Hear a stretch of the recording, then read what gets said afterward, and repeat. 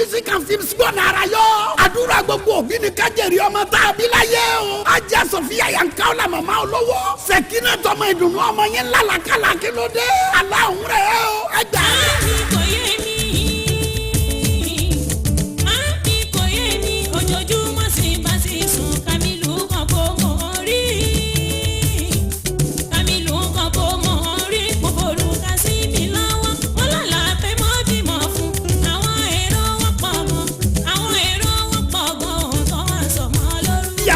Yàrí nǹkan dé. Sẹ̀kínà kí ló ń wí iná ọ̀rọ̀ kọ́lọ̀ ló ń sọ.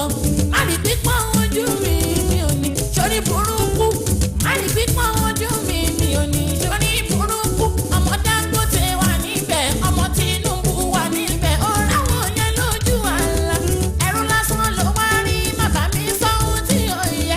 Ẹ̀rù lásán ló wá rí, má bá mi sọ ohun tí ò yẹ. Kọ́mọ ẹ̀rù lọ fẹ́rù, kọ́mọ ẹ̀rù lọ fẹ́rù. Kọ́mọ ẹrú lọ fẹ́rú, kọ́mọ lọ́wọ́ sí ìfọlọ́. ọdún sídi àti bí sídi àròpin. Kamilu kọ̀ǹpó tí wọ́n fi ń lálàá rẹ̀ ẹ́ o. Sofia Yankao la ṣe ń bínú. Kamilu kọ̀ǹpó. Kamilu kọ̀ǹpó. Kamilu kọ̀ǹpó. wọ́n sì bí kí n rí ẹ. mélòó létí ẹ. kí ló fi ń gbọ́n. tẹ́tí inú ẹ. tẹ́tí inú ẹ. látọjọ́ òní lọ. mi ò gbọ́dọ̀ rí ẹ. kí ló gbọ́ tí ń wí. mi ò gbọ́dọ̀ rí ẹ. bẹ́ẹ̀ lọ́mọ mi mọ́. Kamilu kọ̀ǹpó fi ẹ̀bẹ̀ sí kò fẹ́ kí sẹ́wọ́n bọ́.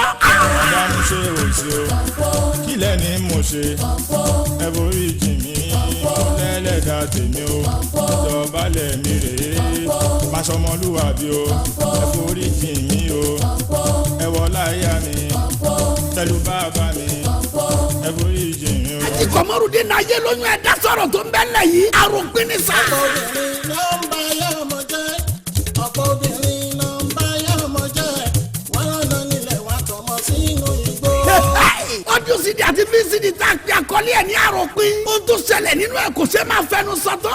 àfi kẹ́ra kẹ́gbọ́ kẹ́wọ́ ni. ó kọ́ni lẹ́kọ̀ọ́ kọ́ni lọ́gbọ́n tó pọ̀ jù. àti gbé jáde kàṣàgbà. marketed and distributed by Absolute Music and Films. Akorede marketer. number 79 Mojosore CD Market Bọ́ládé Oṣòdì Lagos. telephone 003-401-3318 tàbí 0818-440-8191. ọdún sídi àti bí sídi orin Islam tá a pe àkọlé ẹ̀ ní àròpin. àṣelóòtọ́ ni pé àròpin tẹ̀dá àròpin tẹ̀nìyàn. eléyìí ni kẹ́ra kẹ́gbọ́ kẹ́wọ́ mọ́ fọwọ́ ẹ̀ sọ̀yàkà.